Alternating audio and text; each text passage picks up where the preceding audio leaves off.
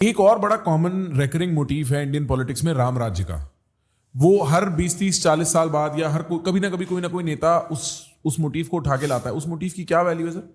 भाई रामराज एक तरह से एक फ्रेजोलॉजी है दैट सिग्निफाइज गुड गवर्नेंस, सुराज।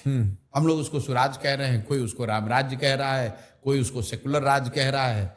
हर व्यक्ति या तबका अपने हिसाब से अच्छी सरकार चाहता है, अच्छा शासन चाहता है, उसको कुछ लोग रामराज्य भी कहते हैं। Zooming out a little bit, ऐसी फील आती है हमें एज अ वोटर कि नेशनल लेवल पे Congress is a withering party. मतलब it does not look like कि उसमें अब वो पोटेंसी वो रह गई है। Is there space for new political force on the national level? Not in a hurry, not in a short while. देखिए, हाँ, there is one thing ki, is there an space? Answer is yes. Is it doable? Not in a hurry. It's not easy. It's not easy. It's not easy because formation of a national party of some significance जिसके पास 10-12-15% कम से कम vote हो national level पे, in a country as big as vast as India, it's a very long process. It's easier said than done.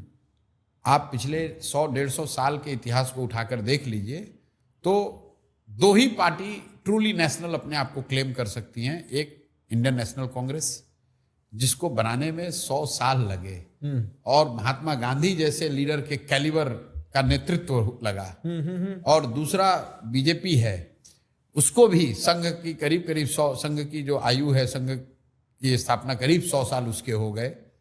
तो 100 बरस लगे हैं लोगों को नेशनल पार्टी बनाने में, और national party with I would say which is a big political force. Party बनाने को नेशनल तो टेक्निकली 6-7 बनी हुई हैं जिनको नेशनल पार्टी का स्टेटस है। ठीक बात। नेशनल पार्टी का स्टेटस होना और सही मायनों में नेशनल पार्टी होना, दोनों दो बात है। स्पेस है कि नहीं? बिल्कुल है। किया जा सकता है, बिल्कुल किया जा सकता है। लेकिन no matter how good you are, no matter how charismatic you are, no matter how hard working you are, it will take a very long time. Minimum 15 से 20 साल, 25 साल आपको लगेंगे अगर आप नेशनल लेवल पर कोई बहुत बड़ा ऑल्टरनेट खड़ा करना चाहते हैं जो कि ऑर्गेनिक है। एंड तो sir, so we will not have a united opposition or a significant opposition until then? Like, what do you think? ऐसा नहीं है। How does Indian politics shape up in the next 15-20 years? Indian politics तो हर 12 साल 15 साल में बिल्कुल reverse हो जाती है, पूरा ही चेंज हो जाती है। तो ये आपको लगता है, हाँ, ये आपको हमको लगता है कि बदल नहीं रहा है। भाई आप 1965 से देख लीजिए, 67 से, और पहली बार जब कांग्रेस को चुनौती मिली केरला में, तमिलनाडु में, उड़ीसा में, बिहार में, जब पहली बार कांग्रेस को हराया गया, फिर 77 आते आते एक दूसरा दौर देश ने देखा, इंदिरा जी का दौर देखा। फिर 90 से जो कांग्रेस 400 पर थी वो गिरते गिरते 40 पर आ गई। जो बीजेपी 2 पर थी, आज वो बढ़ते बढ़ते 240-50 पे 300 तक बीच में पहुंच गए थे। तो ये चेंज तो होता ही रहता है, लेकिन ऑर्गेनिक किसी को पार्टी बनाकर नेशनल पॉलिटिकल फोर्स बन जाना, इट्स अ टॉल आस्क। और मैं उनमें से नहीं हूं जो ऐसे स्लोगनरिंग करता हो कि बस मैंने बनाया और कल हो जाऊंगा। Sure. इतना आसान नहीं। Right.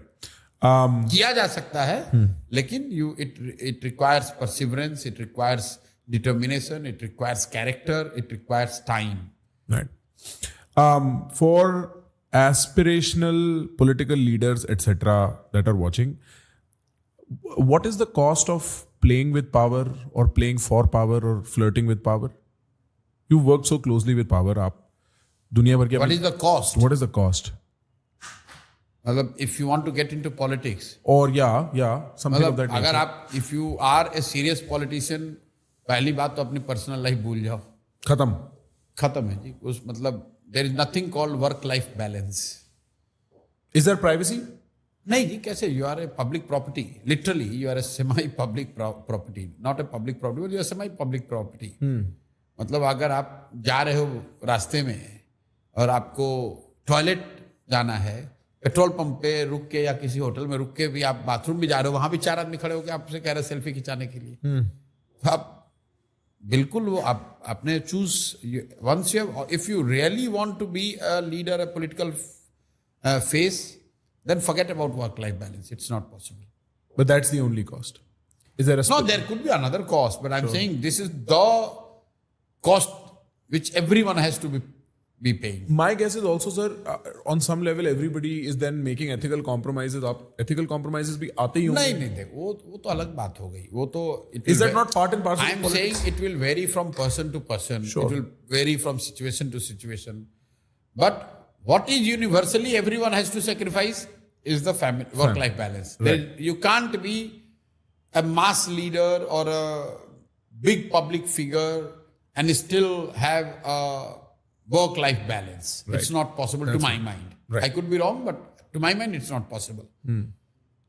बाकी और सेक्रीफाइसेस क्या हो सकती हैं, करनी पड़ेंगी, वो तो आपके अपने पर्सनल सिचुएशन पे डिपेंड करता है, आपकी सराउंडिंग्स, आपका पेडिग्री, उस पे डिपेंड करता है. Is it fair to say that there is ethical concerns are part and parcel of politics कि आपको ethical compromises आते ही आते हैं? नहीं, वो तो देखो, ethical compromise तो आपको हर प्रोफेशन में है. You as a journalist, you have to. I said not journalist. No, I'm saying as a podcaster. Sure. मतलब जीवन में एथिक्स की एक अपनी जो महत्ता है, वो तो हर क्षेत्र में है. It's not politics specific, it's not profession specific. आप डॉक्टर हैं, आप सब स्टैंडर्ड दवा लिख सकते हैं. Sure.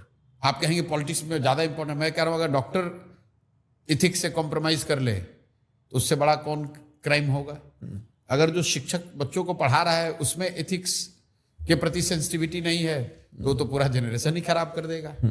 अगर जो आदमी पुल बना रहा है उसने एथिक्स पे कॉम्प्रोमाइज कर लिया, तो कोई ट्रेन चला रहा है, ट्रेन का ड्राइवर है, उसकी एथिक्स नहीं है, वो दारू पी के ट्रेन चला दे. तो जीवन के हर फील्ड में जो कुछ भी आप करते हैं, ethics will always be an important factor. Thank you, sir. Thank you. This has been an absolute Pleasure. pleasure. Yes.